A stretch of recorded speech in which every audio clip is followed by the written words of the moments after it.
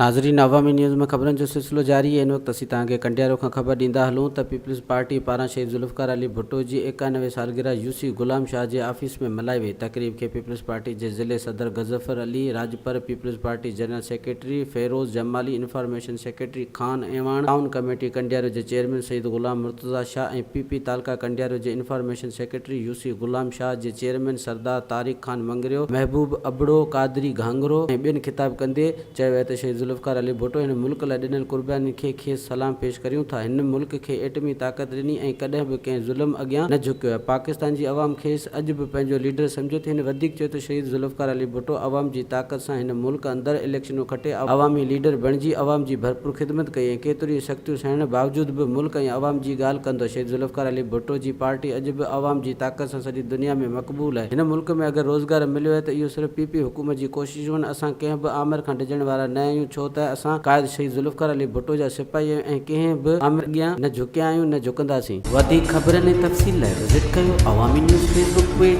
YouTube page ऐं अवामी news website.